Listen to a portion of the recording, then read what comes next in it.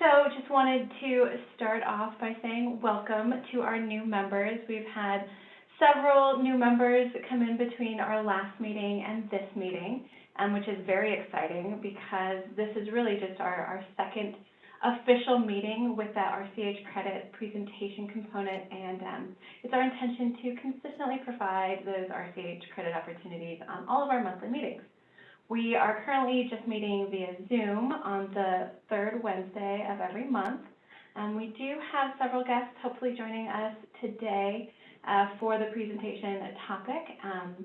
When they get here, I will give kind of a brief run through of what the Western Region Payroll Association hopes to accomplish, what our goals are. So with everybody who's here, because of COVID and we're limited to just meeting online, we have to be very intentional about building our network connections and we're going to be trying a few things to encourage these interactions.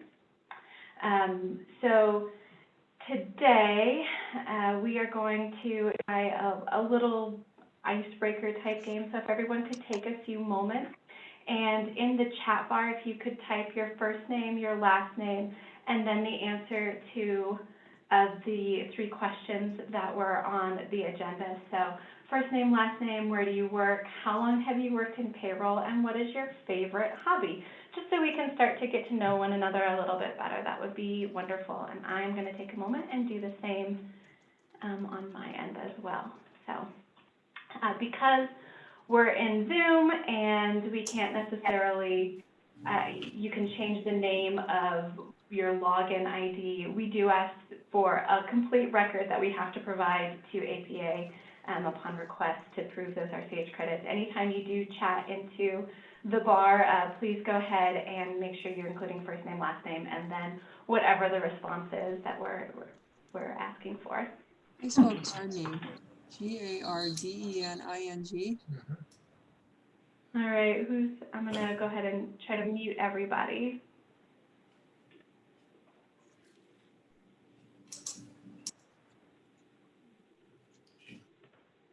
Okay, thank you.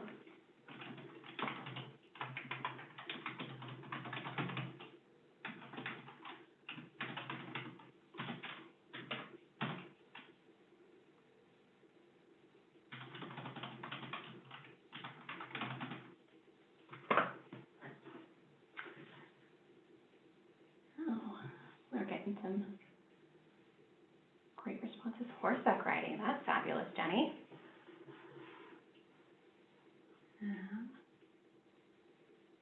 Yeah, this is fun.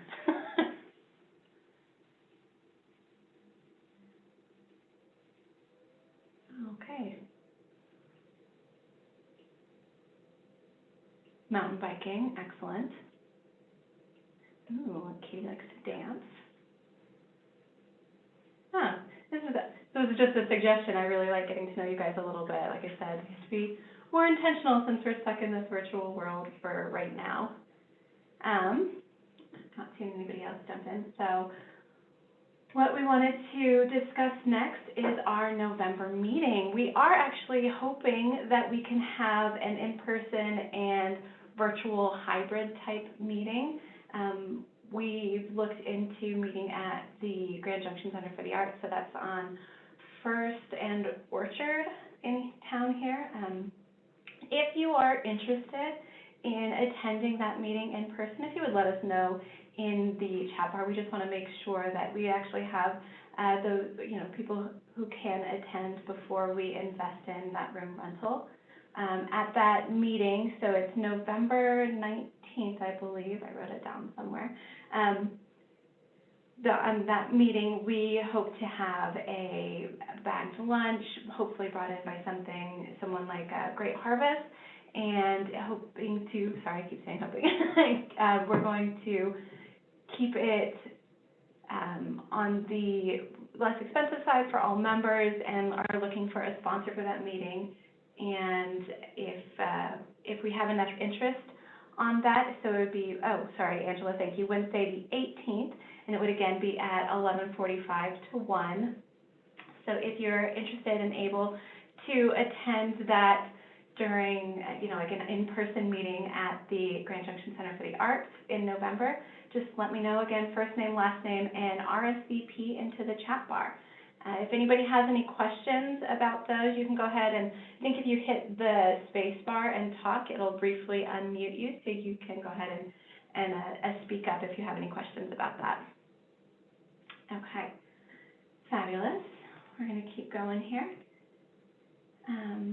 Okay, so our next topic is we have, so the Certified Payroll Professional and the Fundamental of Payroll Certification study groups are coming up. If you are planning on taking your certification exams next year, we are going to be hosting some study groups, and those will be Thursday evenings from 6 to 8 p.m. So every Thursday we'll do 12 sessions of those between January and March, since the exams are late March, early April. Those will be in person and via Zoom. We have Melissa and Rebecca, who were heading up that committee for creating the syllabus and teaching classes, but they would love some help. So if you have your CPP or FPC and would be willing to teach one of the evenings or part of one of the evenings, we would really appreciate that.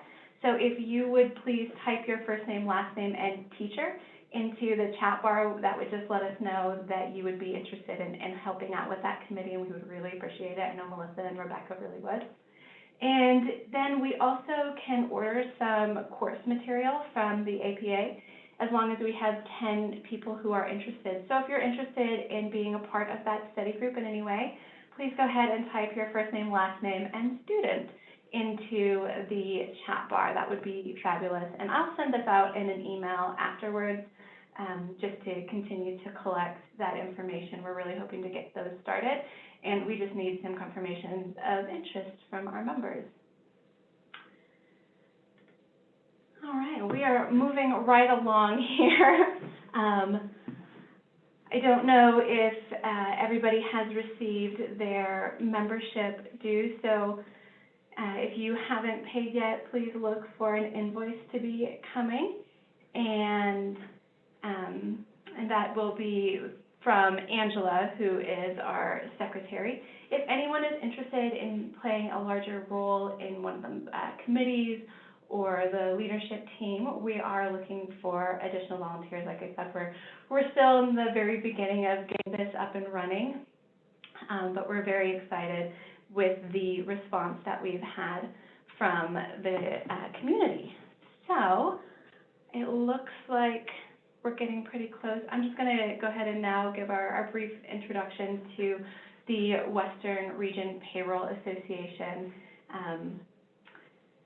So it is our goal to be a local network of payroll professionals who can share information, advice, and maybe a little commisery during all of the changes that have happened.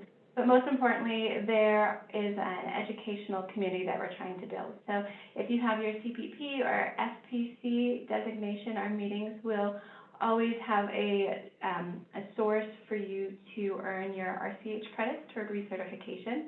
If you have yet to take the Certified Payroll Professional or Fundamental Payroll Certification exams, again, we're offering those study groups, and we would love to be able to offer those starting in January, but we just need to make sure we have enough people who are interested in joining. So again, if you are able to either participate as a teacher or as a student, go ahead and type your first name, last name, and teacher, or first name, last name, student for those study groups. Angela, is there anything that you would like to say before we hand it over and jump into our presentation?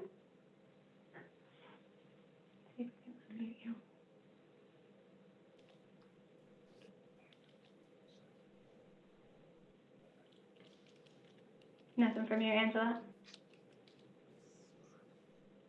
Nope, okay. Sounds good. All right. Well, we're running just a few minutes early. I'm going to jump back up and read some more of these, getting to know one another. And let's see. So, Calcia, I hope I'm saying that right, Garfield County, 20 years in payroll. That's incredible. I'm sure you have a lot of knowledge and experience that you can share. And you like to run triathlons. That is amazing. I'm not much of a runner. I don't think I'd be able to do that. I'm very impressed.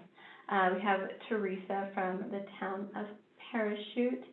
I don't know. I don't see what your favorite hobby is, so sorry about that. Melissa, so she works at Autopaychecks, has been in payroll for 8 years and loves to golf. That's fun. I've only mini golfed, honestly. Carrie Ross, ASAP Accounting, 15 years in payroll, also very impressive. And you love to garden. I just tried my hand at gardening this year. I was wildly successful. My peppers came up really well. All right, and then let's see, who else can we find here? Katie Merritt, ASAP Payroll, 8 years in dancing. That's very fun. And Susan Brewer from Kyle Tickner with Aspen National Financial, 2 years. And 2 months for Kyle. Oh, I guess Susan and Kyle, sorry, are there from Aspen National Financial. Welcome. Oh, look, somebody else is on video. Hi, Sherry. Hi, How are you doing? I'm doing great, thank you. Good. It's good to see you. Just kind of waiting until we hit that 12 o'clock mark and start our presentation. We've had some people just join in the last few minutes, so. Perfect. I'm going to put myself on mute and I'll just wait to get started. Okay, wonderful. Thank you.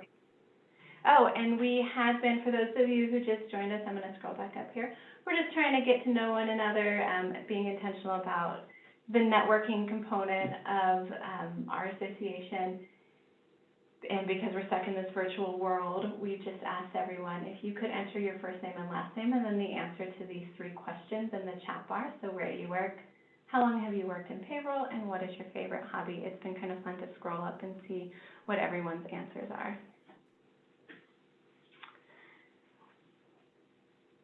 Okay. Do we just enter those or do we put them in the chat? Yeah, if you could put them into the chat bar, that would be great.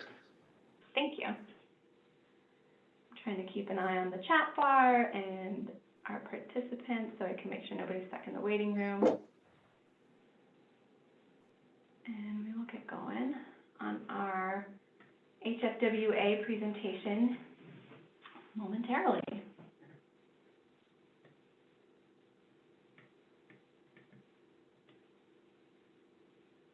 Okay. So, wonderful. We've gotten some more responses. These are fun. All right. Good suggestion, Angela. Thank you.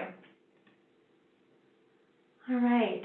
We are going to go ahead and jump into our educational piece of the meeting today. So we hope to always offer the opportunity to earn those RCH credits. And today we're going to talk about the Healthy Family and Workplace Act. So there's a lot of acronyms and abbreviations in today's meeting. I'll do my best to not speak a foreign language, but refer back to what all of those mean.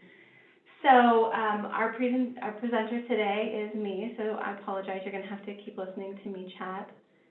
Hopefully my voice won't go hoarse with all of this talking. But again, my name is Manon Jacob. I'm with Autopaychecks. I've been here for 2 years. I started as a payroll specialist and have since moved into a role of client retention and provide payroll and software training. Again, I'm also your WRPA secretary. We also have Melissa with us, who's going to be part of our presenting team. She is the operations team lead at Autopaychecks and has been with the team since 2015. Her current responsibilities include payroll tax compliance with the IRS, state and local agencies, relationship management, and internal and external training with stakeholders. So she participates in the monthly agent forum conference calls and is going to be presenting the tax element of the HFWA today. You want her presenting that, not me. Then we also have Rebecca Kilpatrick, CPP. So she has over 25 years of payroll experience and currently serves as the Advanced Customer Service Consultant for Autopaychecks. And if you come across questions during the presentation, if you type those into the chat, she will be getting to those questions the best that she can so that I can just focus on getting through all of the information today. Before we get started, it is really important that I have a complete record of anyone in attendance. So if you could go ahead and type your first name, last name into the chat bar at this point, I'll know that you were with us from the beginning of the presentation, and you'll be able to earn your RCH credits at the end of our meeting today. So just type first name, last name to show your attendance, and then anytime we have a couple of polling questions to prove your participation, so you can enter first name, last name, and then your response to those polling questions as we get started. Okay, so thank you all. I see everybody typing their name in. That's very appreciated. If you are unable to type your name in or respond to all of the questions, we don't have an accurate record of RCH credits to prove when we submit that all to the APA. Okay. So, Healthy Family and Workplace Act. So just to get started, a quick disclaimer. The information presented is in these materials and that is further provided by the presenter, should not be considered legal or accounting advice and should not substitute for legal, accounting, or professional advice in which facts and circumstances may warrant. We encourage you to consult legal counsel as it pertains to your own unique situation and or with any specific legal questions you might have. We just say that because we're talking in generalities today, and I don't have all of the details of your particular situation. So, if you need to dive in deeper, we would suggest that you reach out to a certified professional. So our agenda, we're going to just briefly run over the timeline of the HFWA, the Healthy Family and Workplace Act, and recap the Families First Coronavirus Relief Act, that FFCRA, because that FFCRA really is the inspiration that created the HFWA. So we're going to do a pretty in-detail overview of the three components of the HFWA. So you have your COVID-19 emergency paid sick leave. So that's the COEPSL, and we're going to talk about what qualified leave means, what pay looks like when leave is granted, what kind of documentation can be requested, and how you can actually get reimbursed for that type of leave. We're also going to talk about the paid sick and safe time, the PSSC, and that's the piece that is going to be implemented in two different phases. It is the continuation of Colorado required sick moving forward. And then the final component of the HFWA is the public health emergency paid sick leave, that PHEL, and that really arises if there's ever another nationally declared pandemic. So we're going to go ahead and dive into all of this. Our timeline for today that we're going to talk about is, so the FFCRA was signed into effect back in April, and it is a federal mandate, so it can be reimbursed through federal taxation. But it really had some pieces that had exemptions, and when it came to Colorado, they decided that they were going to remove some of those exemptions. And so in July, they signed the Healthy Family and Workplace Act. And that really is going to be implemented in three different phases. So phase one is effective immediately. So the bill was signed on the 14th of July. As of the 15th, we have it, the first piece of it in place, and that is the expansion of the FFCRA in Colorado. Then it also expands into future years. So there's going to be a continuation of Colorado required paid sick leave, and that is if you have 15 or, let me see if I say this right. Okay, so if you have over 15 employees, then you have to start offering this accrual and this sick leave as of January 1st, 2021, which is just a few weeks away at this point. And then if you have 15 or fewer employees, then you can wait and implement the Colorado required sick leave in January of 2022. Okay, so looking back at the FSCRA, I'm sure this is review. We've been talking about this for a long time now. Melissa actually presented in great detail what the FSCRA components are. So we have that recording available if you need to refer back to it for greater detail on this. I'm just going to give a very brief overview today. So the FSCRA kind of had two main pieces: the emergency paid sick, which is 80 hours of paid time off for employees for COVID-related reasons. And then you have the expanded FMLA, so the Expanded Family Medical Leave Act, and that is 12 weeks of paid leave, paid job-protected leave. The first 2 weeks are actually unpaid, and then the following 10 weeks are paid. So when you push it, the emergency paid sick leave, those 80 hours together with the expanded FMLA, then you have a full 12 weeks of paid time off for employees. Diving more into this emergency paid sick leave, that federal act, it's broken into two different types of qualified uses. So as your employee, if you are the one who is tested positive for the coronavirus, if you, the employee, are subject to quarantine and ordered quarantine, or if you, the employee, are experiencing similar symptoms and seeking a diagnosis, then those are qualified leave for the emergency paid sick leave, and those are actually those 80 hours are to be paid at your full salary, your full hourly rate. There is a cap, so $511 per day or $5,110 for the full 80 hours. Now, if you have a family member that you're needing to care for underneath this emergency paid sick leave, then there is a different rate of pay. So if you're an employee who is caring for an individual who must self-quarantine, or you have your child care has been canceled due to COVID-related reasons, then, got distracted. So if you are taking care of a family member, then you're only eligible for 2/3 of your regular rate of pay, whether that's hourly or hourly.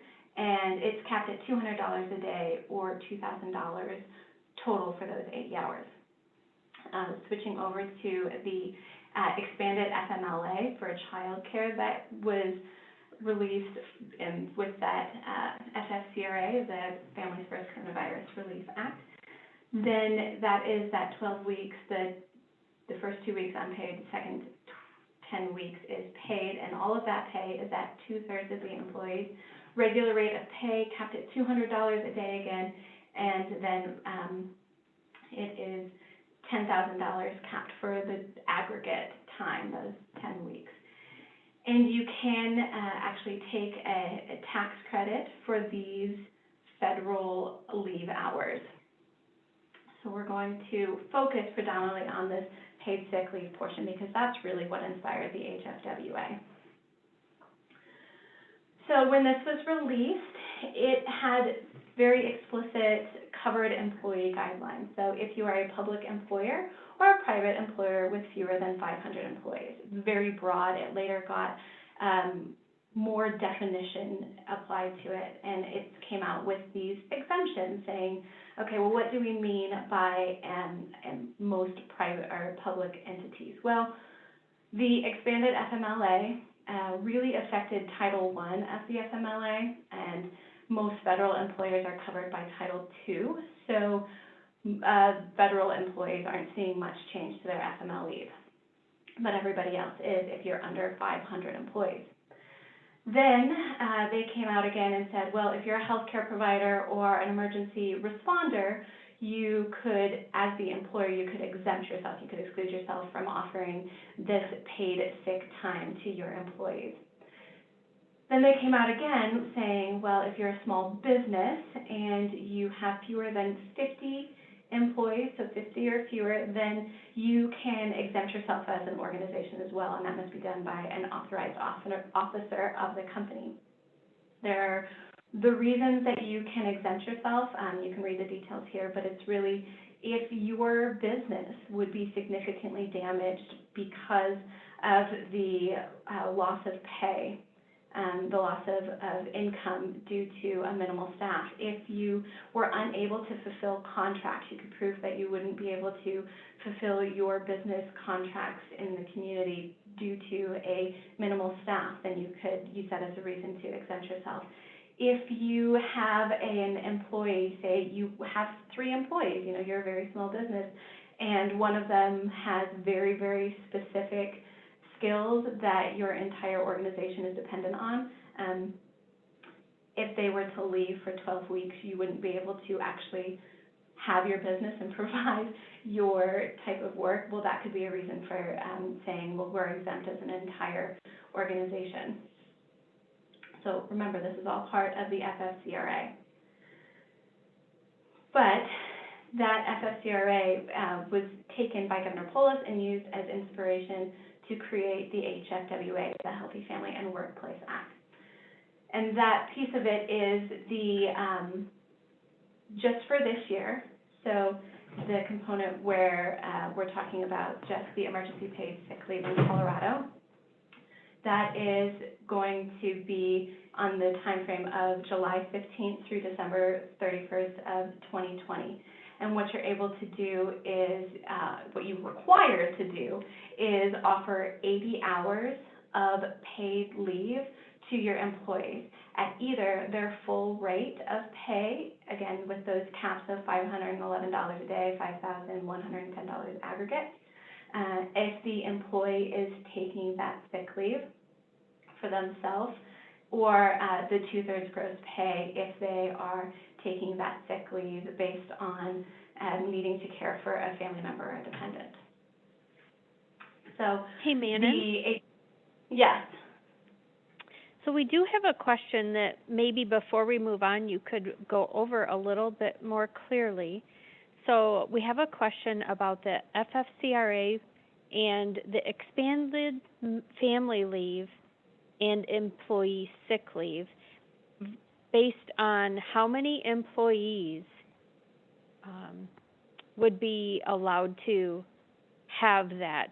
So the question is, I thought the exemption to FFCRA for less than 50 employees is only for expanded family leave, not employee sick leave.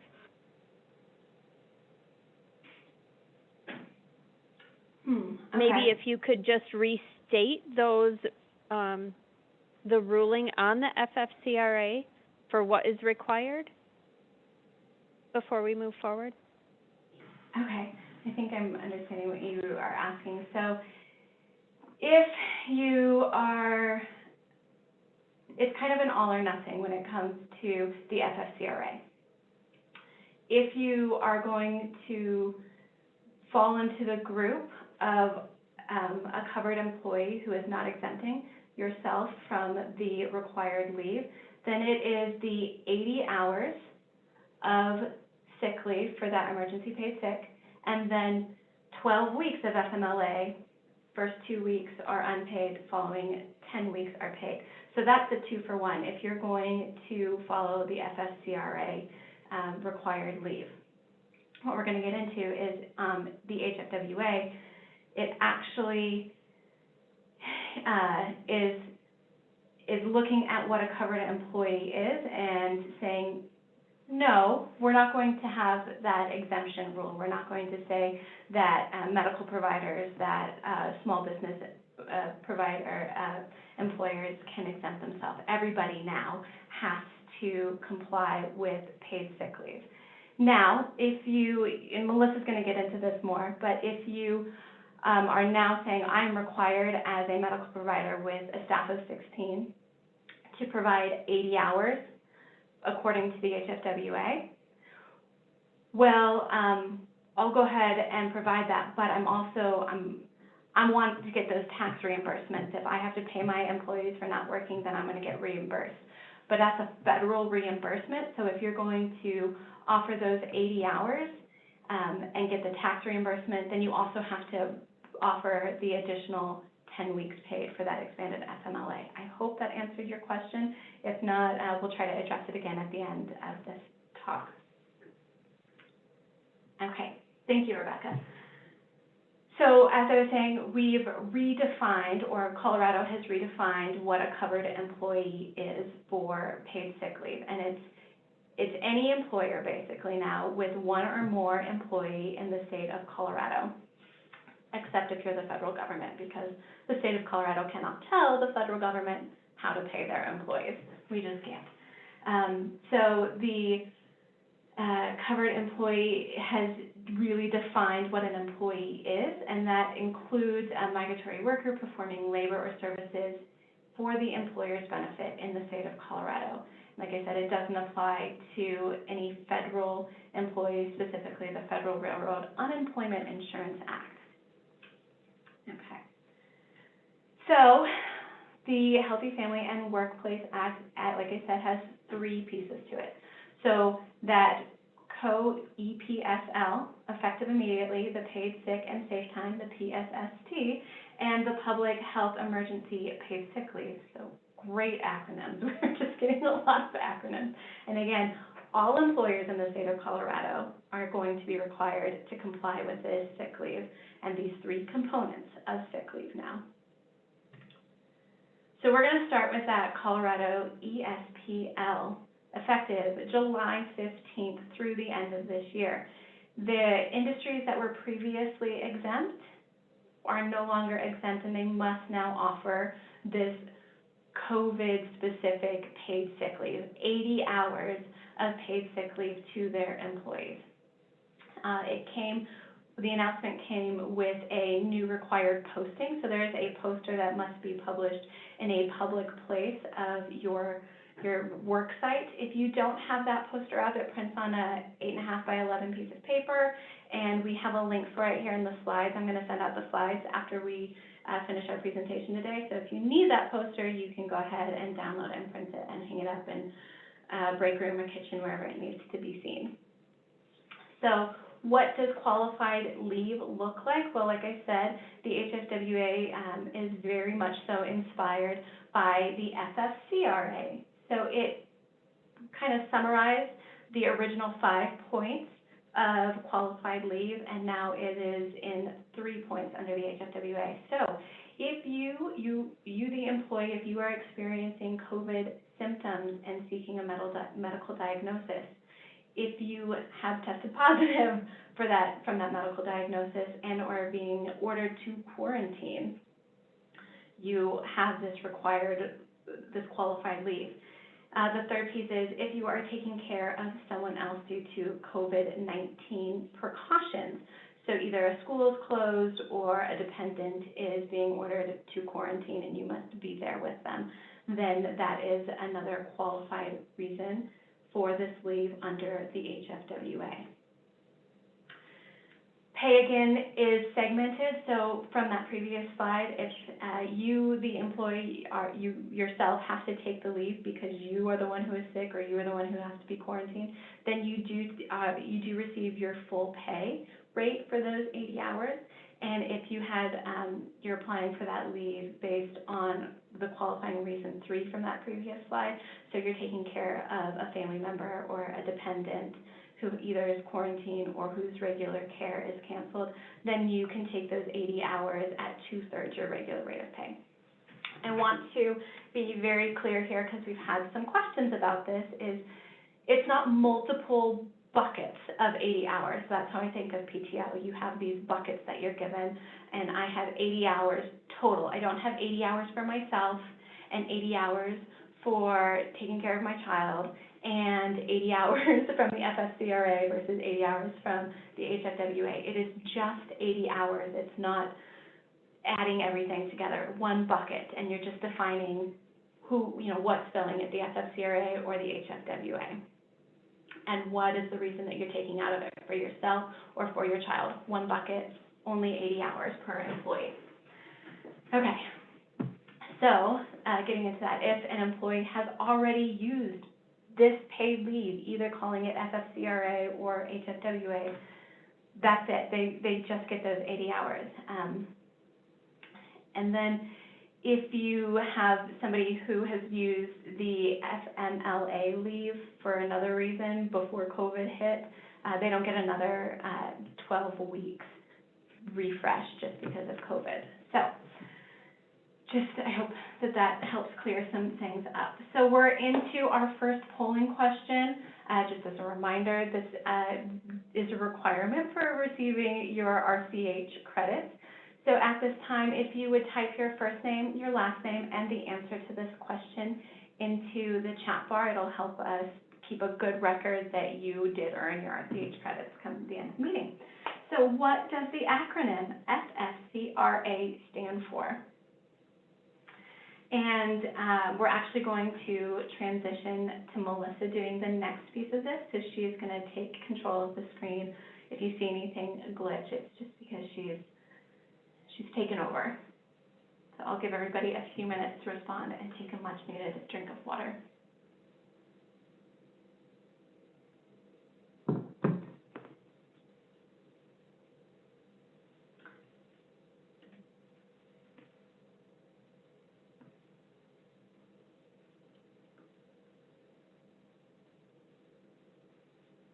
All right, seeing a lot of answers come in.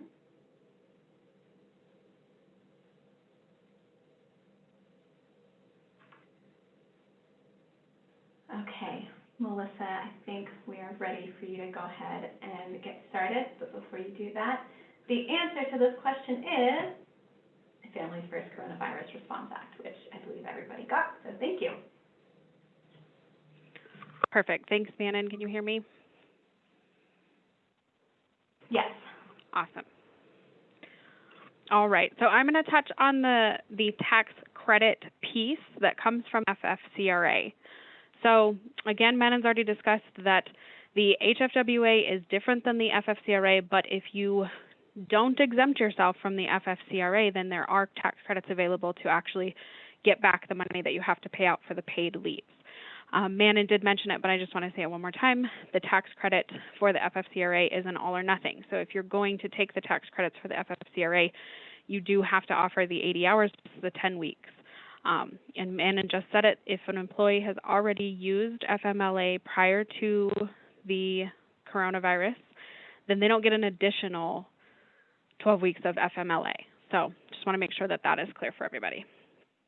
So some of this information may be a little bit of review because I have talked about it in prior presentations, but we wanted to touch on it again today to just make sure that it was still fresh in your mind on how you can get those tax credits.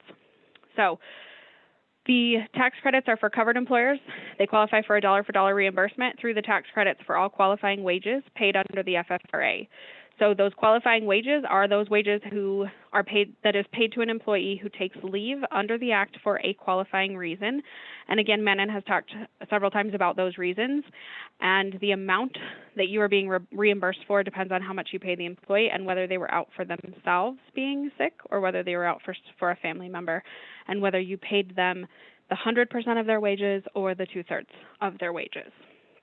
There is also a piece of the FFCRA that you can get a credit for maintaining health insurance coverage for those employees. So if an employee is out for 2 weeks for themselves or for a family member that has COVID-related sickness or symptoms, if you maintained their health insurance coverage as an employer during that time that they were out, you can also get a credit for that piece of back from the IRS.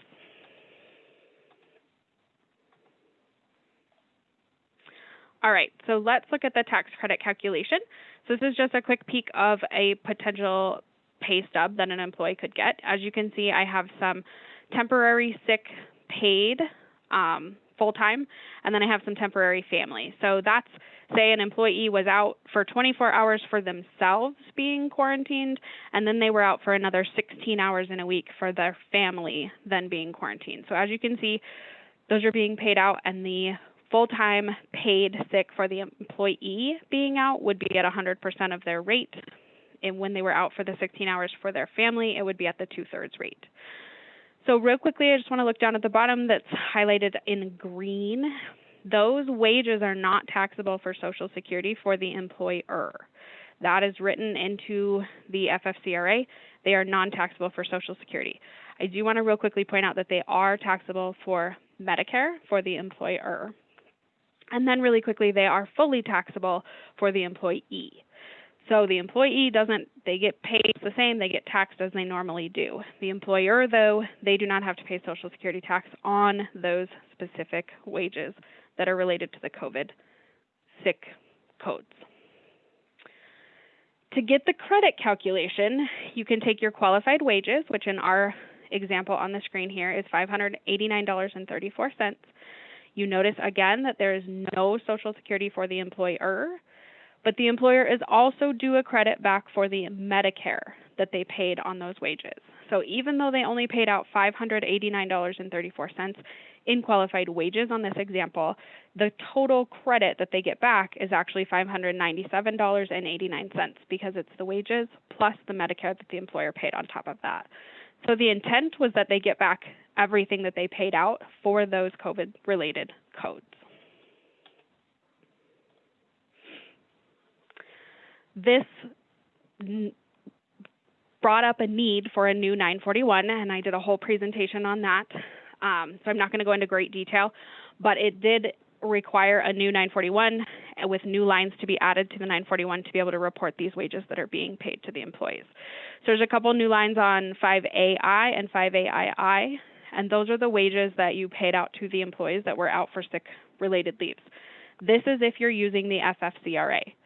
So that's where those wages go. As you can see in the middle, instead of it being multiplied by 0.124, which would be the employer and the employee Social Security added together, it's only taxable to the employee for Social Security, which is why it's only multiplied by 0.062, the 6.2% for the employee only. They also added a worksheet 1, which is in the instructions for the Form 941 that helps you calculate the pieces of the credit that you're due back from the IRS.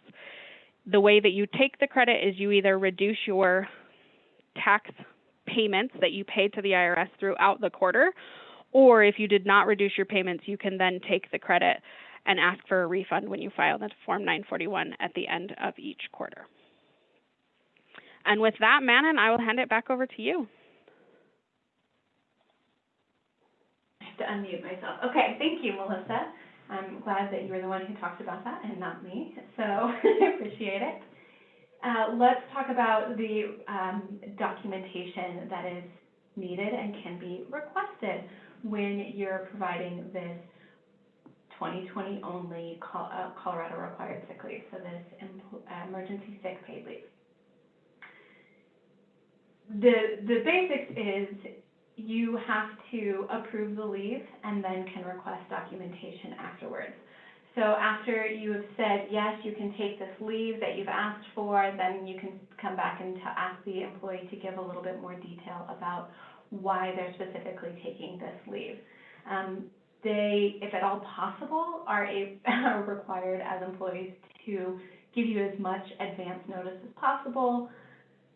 Clearly, if somebody wakes up sick, that's not much, there's not much advance notice there, but if somebody knows that their child's school is going to be closed for the next 3 days because of a COVID case, then they can tell, and they should tell their employer as soon as they know about it, they should tell their employer about that.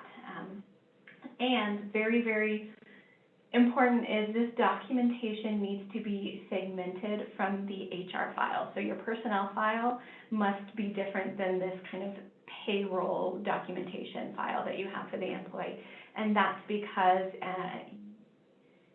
this can't be used, an employee taking this leave can't be used as a way to discriminate or as a disciplinary action for the employee. So if they're grouped together in a single file, they might be able to come back and have a complaint saying that that the employee was discriminated against because they took this leave. So it's just best if you, in your file storing, are able to say, okay, here's the personnel for their review file, and here's just like a payroll file that we're keeping this record, and it's separate, and it's them taking leave is not affecting their how they're seen as an employee, either their rate of pay or as a reason for termination.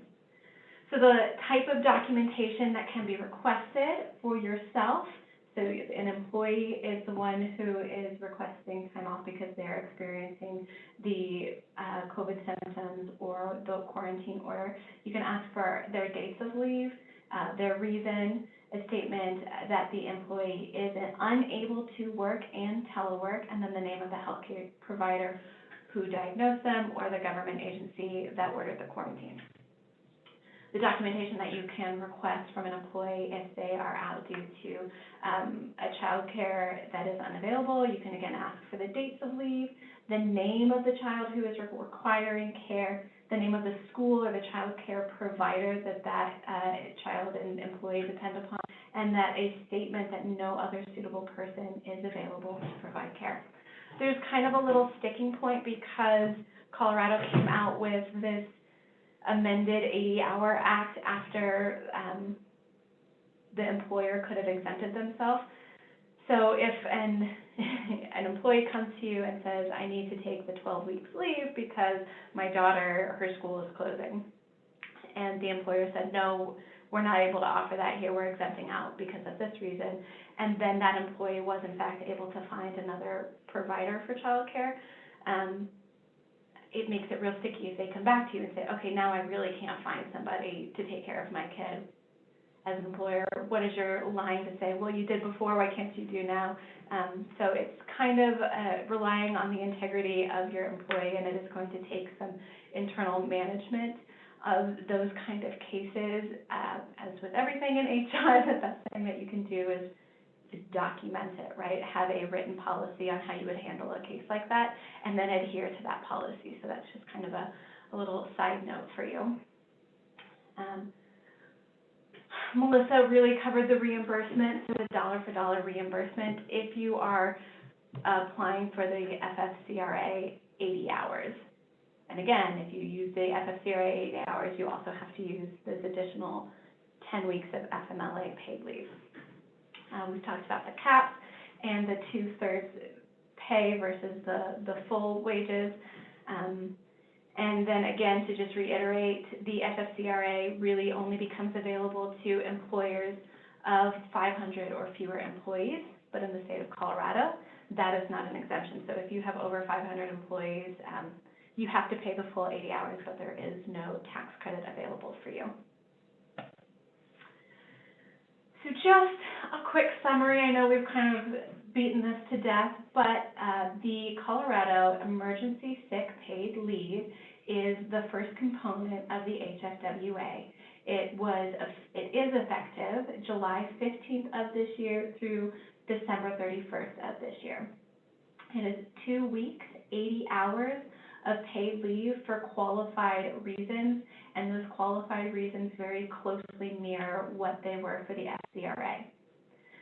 Full pay for the employee being sick, for the employee needing quarantine, 2/3 pay for childcare or a dependent that is requiring to be quarantined or who is needing care for sick. So we got through the first part. We're going to go ahead and jump into the second piece of the HFWA, which is the PSST. I've said what this means, I think, a couple times at the very beginning. So if you remember what it is, please go ahead and answer this polling question. Again, first name, last name, and then either A, B, C, or D. I will give everyone 30 seconds or so to answer this.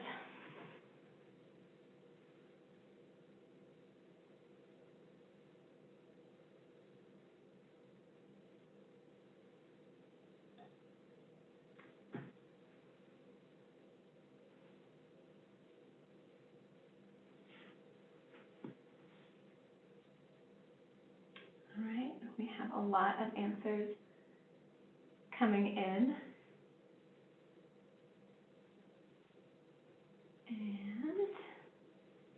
just a few more seconds. All right. First name, last name, and answer to the question for your RCH credits. And the answer is, which it looks like everybody got it right, paid sick and safe time, PSST. Although it does always make me think of, getting someone's attention that you would use. So maybe that's just me, but that's always where my mind goes. Okay, so there are very specific rules for how this paid sick and safe time leave must be granted, used, carried over, and tracked. So the basis is that it is 48 hours per year per employee. And that is accrued either for 1 hour by every 30 hours worked. So every time, every pay period when you have someone who's worked at least 30 hours, they're getting 1 hour of paid sick time accrued. What's really nice about this accrual is that it works for your part-time and your full-time. You don't have to have two separate plans. It's only based on hours worked. If you don't have a software system that is able to track this for you in the background, and you don't want to get bogged down into a spreadsheet or all the calculations by hand, you do have the option of being more generous and prorating the 48 hours. That can get a little bit more complicated when it comes to part-time. So for full-time, they would get 48 hours as of January 1st, 2021. To be used for that entire year. If it's a part-time person, then you'd have to look at their average hours worked in a pay period and prorate out what, if they needed to take 6 days of leave, then what would the equivalent hours be for that paid sick and safe time. One note that's interesting, it can't exclude overtime hours, sick hours, holiday hours. If they weren't actually working, then it doesn't have to be part of the accrual, even if they're being paid those types of wages. So more of the details. Again, if you have 15 or fewer employees, this starts for you in 2022, but if you have 16 or more employees, then this is effective as of January 1st, 2021, so just a couple months. And the details are, upon hire, the employee must begin accruing. And it is either that front load of 48 hours or starting based on that hour work rule, for every 30 hours worked, 1 hour is accrued of the paid sick and safe time.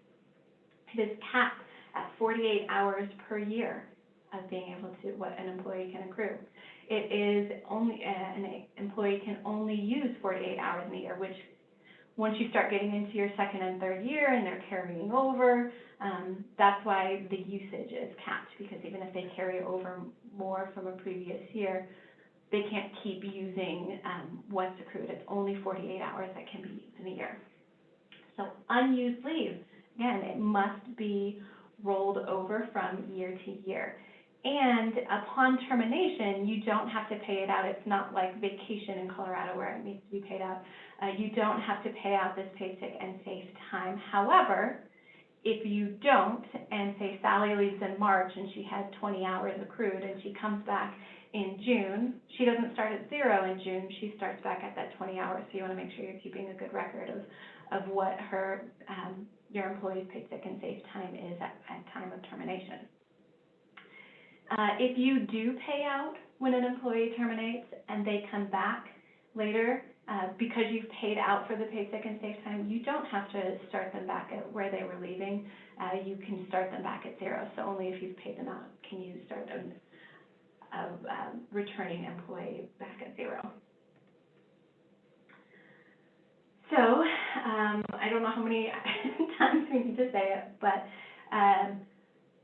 the Colorado employer who already provides a sick leave plan or a paid time off or a paid day off, it might just need some updating. So take a look at what you already have and take a look at the requirements from the HFWA and update your plan. And we'll talk about a couple of scenarios about how you can do this a little bit later.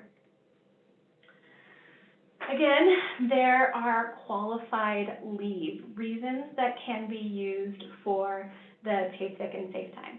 Now, even paid sick and safe time it's worded a little bit funny, and the reason is this is an adapted act. It was pre-existing in the state of Colorado, and it was really there to protect any domestic or physical abuse victims, or to also protect anybody who has mental illness.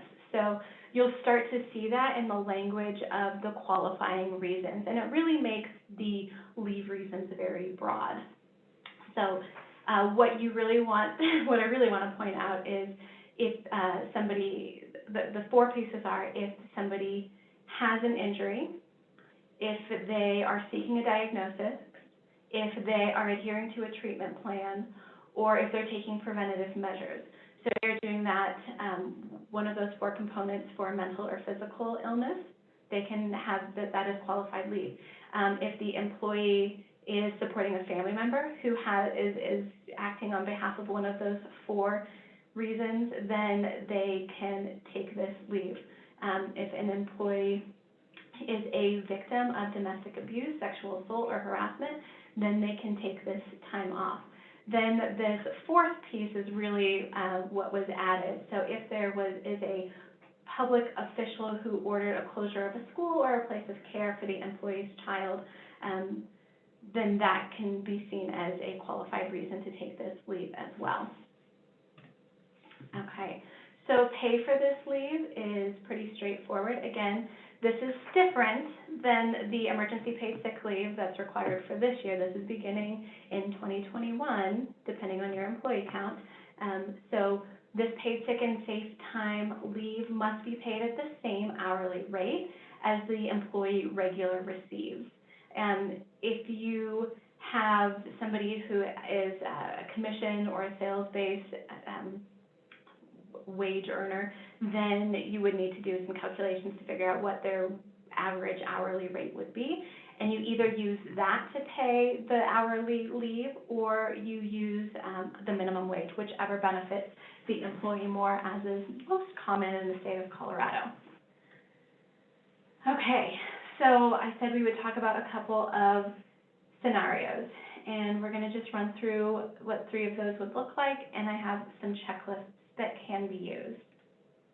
So if you do not currently have any type of sick time or paid time off, and you have 16 or more employees, come January 1st, you could use this checklist to help you create your plan. It's very straightforward. You just adhere to what the law says. So establish a sick leave program that allows for 6 days or 48 hours. They really use that 6 days more in the HFWA so that it isn't, so that it incorporates your part-time employees as well. So 48 hours is for full-time, part-time, it could vary, but it should cover 6 days of leave for an employee. So you decide if you're going to do an accrual, so based on that hour's work, every 30 hours they receive 1 hour of paid sick and safe time, or if it's going to be just a front load on January 1st, they get those 48 hours in their bucket. Update your HR management system so that you can track the accrual. Make sure you have a good system in place so that you have so you're not trying to fumble every time that you have a new employee. So then you want to establish procedures for tracking of the leave.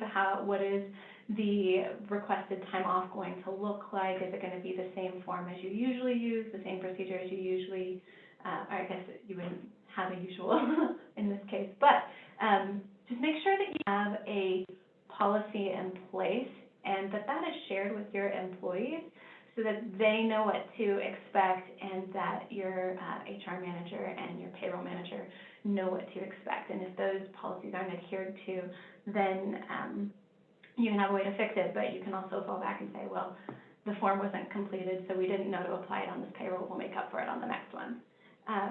Another just piece of advice is educate your managers. So anybody the employee would regularly go to ask about what this paid sick and safe time looks like in your company, the more you educate your managers, the better they're able to provide good information to your employees.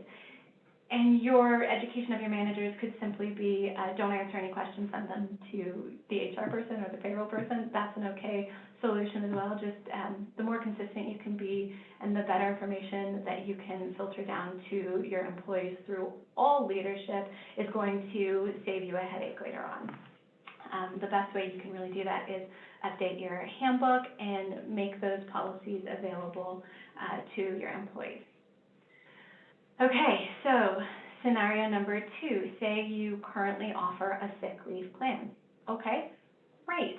Just make sure that that sick leave is adhering to those 48-hour policies, right? So you can accrue 48 hours in a year. You can use 48 hours in a year. You can carry over 48 hours from year to year. Make sure, and you know, companies that generally already have a sick leave policy probably have a probationary period. Like they could start accruing on day 1, but they can't use until they've been there until, you know, day 90. So that's against what the HFWA requirements are. They are able, the employee is able to start accruing and able to use immediately. So you might want to take a close look at your policy in regards to that.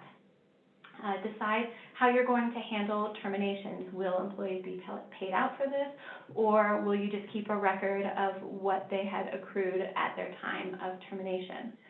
Again, make sure that you're updating your back-end system, so you are taking a look at how you're going to track the accrual and how you're going to track the use of this, and then educate your managers, update your handbooks.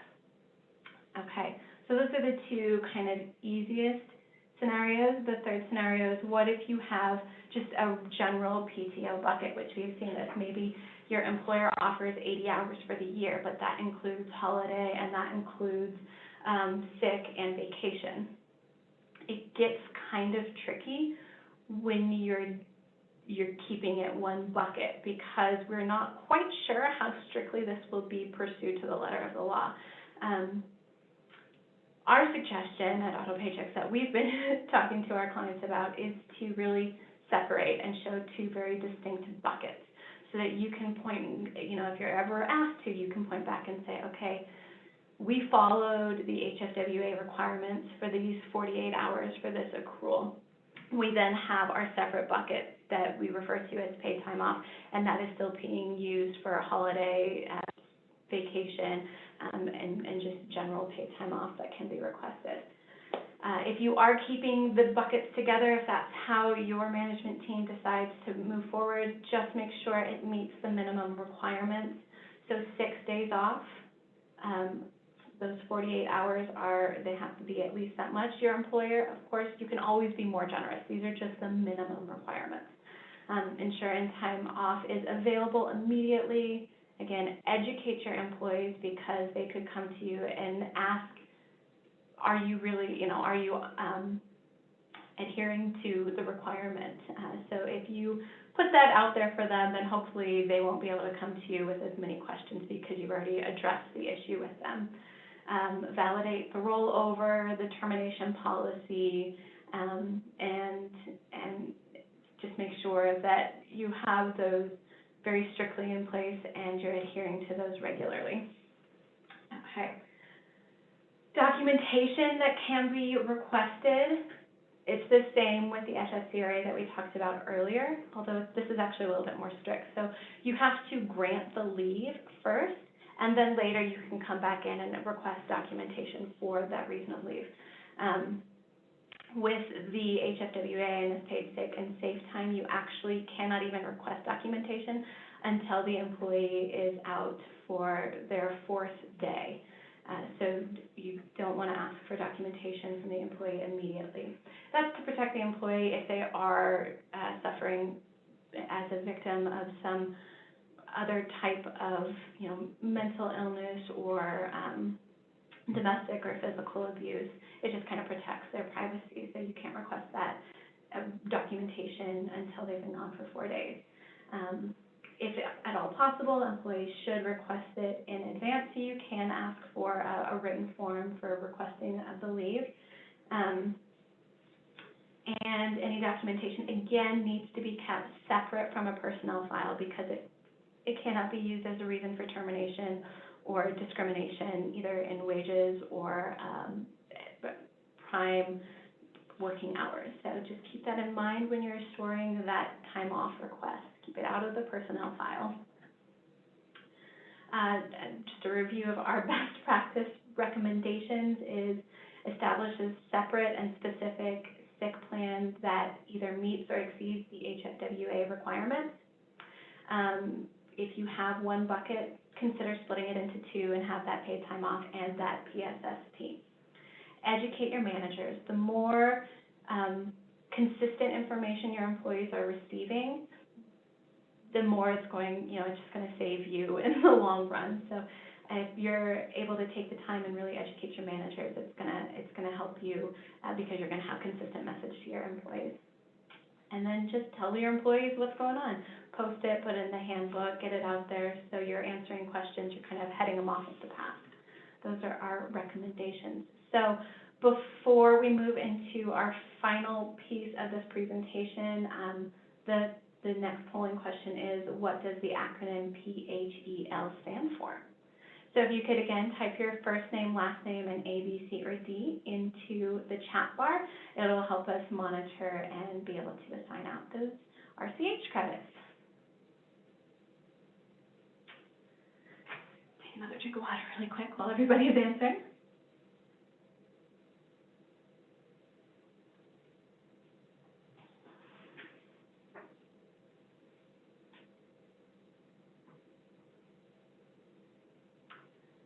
Wonderful. Give it a few more seconds to make sure everybody has time.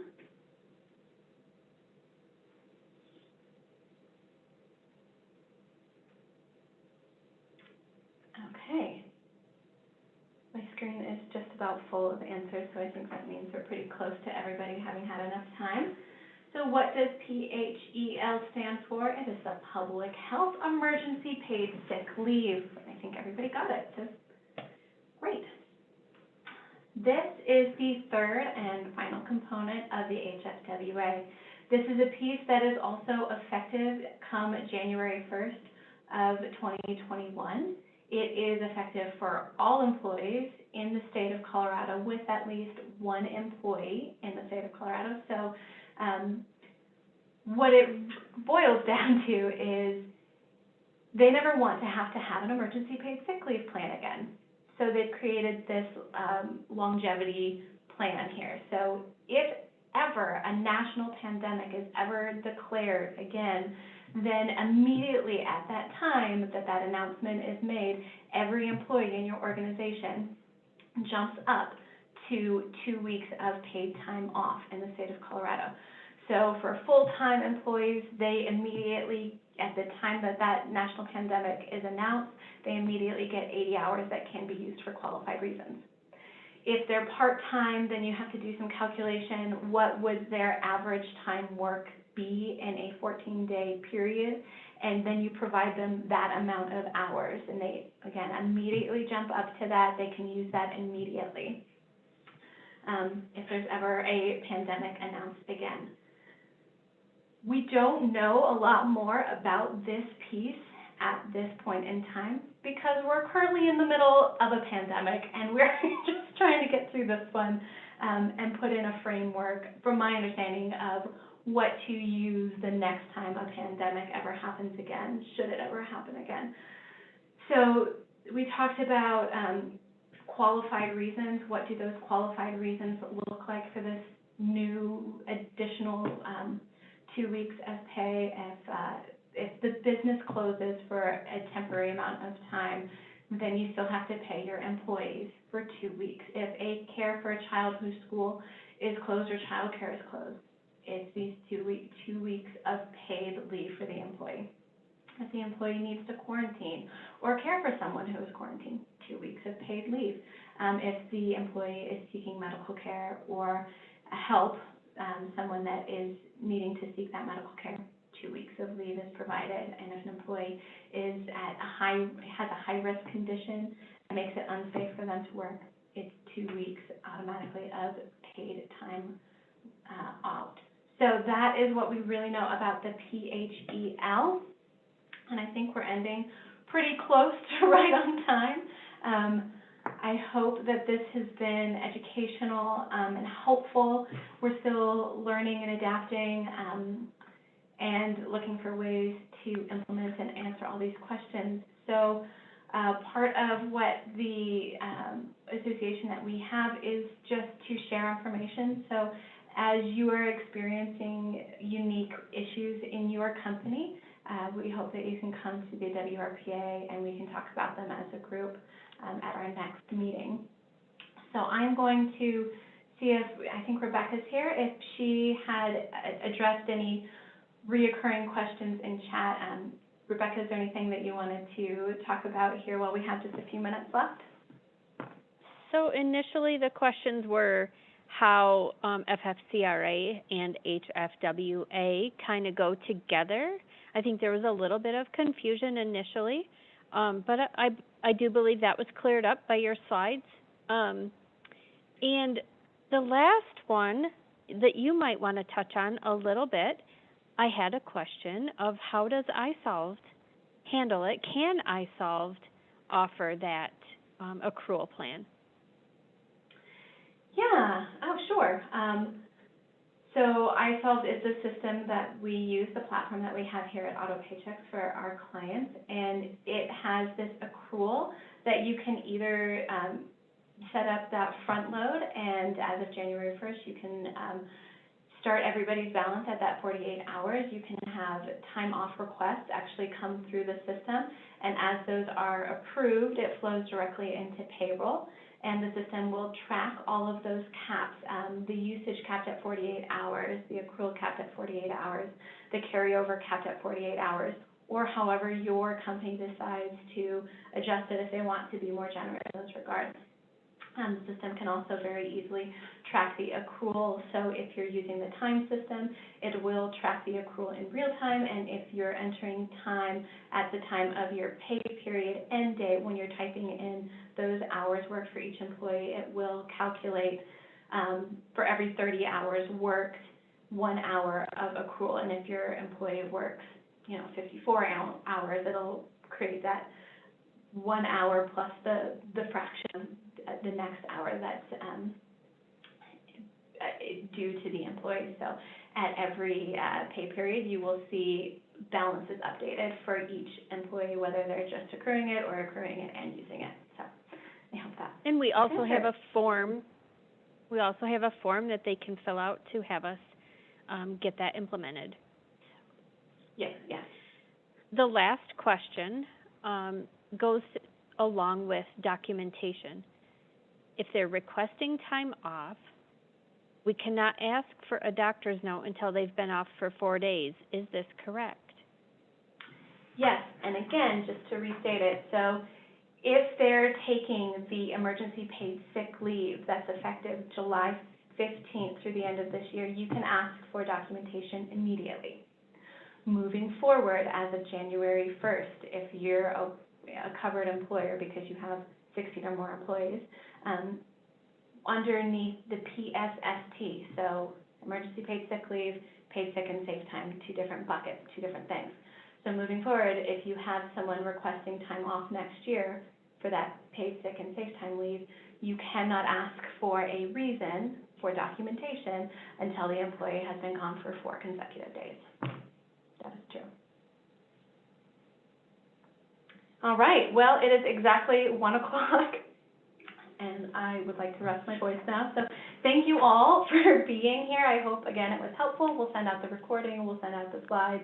If there are any additional questions, you can jump on our Facebook and hopefully we can all talk about them together, or you can send an email to the Western Region Payroll Association Gmail account, and we will do our best to get those questions answered. So, again, thank you everybody for being here, and it's been really fun getting to know you guys a little bit. And if you are able to attend our November meeting, we're going to spend a little bit more time focused on being intentional about that networking piece. So I'm looking forward to getting to know all of you more. Please keep an eye out for your emails. I'm going to be sending out, again, the slides, the recording, some forms if you're interested in joining for all of our guests. And also, there was another thing. I'm going to send, if you're going to join the November meeting, I'll send you out more details about what that kind of quote-unquote homework assignment is for our team building activities. So, Angela says, can everyone will you all please like the WRPA Facebook page? That would be fabulous. We're getting going, we're revving up, so more participation on social media would be great if you're able to do that. So, thanks everybody.